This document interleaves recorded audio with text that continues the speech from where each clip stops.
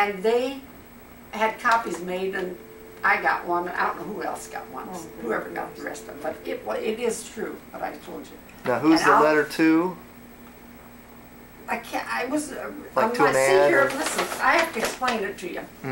My dad's sister gave me the letter, and boy, I have to think this one through. In this letter, it had to do with her husband's family. And they were not related at all to our family, only through marriage. My aunt married him. But he told the story of what was happening in Oldenburg, Germany. That's in the northern part of Germany. That's where my mother was born. Now, have you ever been over there, Grandma? I've been, well, I went through Germany, I stayed there a day or two, and that's all, but I didn't get to go to Oldenburg. I would love to go. And, you know, there's a lot of, you can trace your ancestry very easily in Europe, in Germany, because they keep all the records, and when the war came, they went underground with them. They had caves or something, and so they preserved most of the records. And I would imagine that my grandparents or my ancestors would still be in the cemeteries over there. Now, do you know about what year it was that your mother, her family moved over? And in the early, maybe 1901, 2, something like that. So before World War I. Yeah. Mom, did you go to Oldenburg when you guys We didn't get to go to Oldenburg. It's in northern Germany. There's 2 Oldenburgs. Germany. One is the one that I think they came from. I'm not real sure, but I think it was northern Germany, because we spoke a different dialect. We spoke what we call Plattdeutsch. They spoke High German. Now, do you speak any German, Grandma? I couldn't speak English when I started school. Oh, really? It was Deutsch. Is that right? She didn't speak English. She went to kindergarten, first grade. First grade, I couldn't speak English. I want you to tell Mark about a time when Mom was 7 years old. Oh dear. And this is good. God help me for being so big mouth. Now this is good to hear, to pass on. Yeah. At a time when, tell Mom about it. When we moved from Rockwell, Rockwell and Sheffield are practically the same thing, in the same area. We moved to Northwood, and we were in Northwood during World War I. And in World War I, we lived in a Norwegian community, and us kids, all of us, there were 6 or 7 of us, we didn't want anybody to know we were German. Of course, you couldn't tell by looking at us, you know. And so we wouldn't speak German. We taught ourselves. We picked up a lot of English then. We went to schooling up there. We learned a lot. We learned our English in school. But anyway, then we moved to Mason City right after the war, and things were bad. It was rough, you know, for the average person. Anyway, we moved to this little place out east of town. And Christmas Eve came along, the day before Christmas. And my mother gathered us all up. My dad was gone somewhere. He was just gone for a short time. But anyway, my mother gathered us around her, and she always sang to us in German. Of course, we understood it. I could still hear her singing Silent Night. And different, anyway, she would sing to us, and they were all around us, we were all around her rather. And then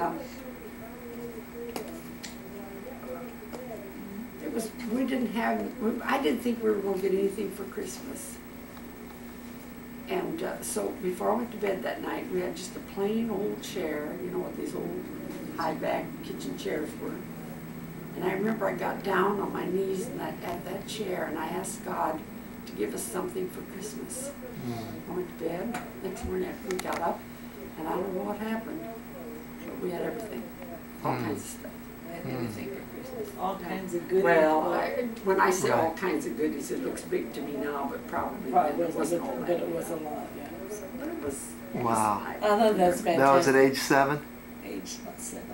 Well, it was right after. I was born in 1910. It was right after World War, maybe I was 10. I don't know how old I was. I wasn't very old. Any other memories of Christmas past?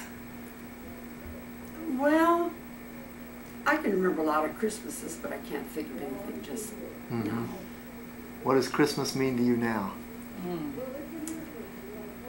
Well, I think it's more meaningful to me than gifts. Getting, I think it's more like giving, and not giving to those that have, but giving to those that have not.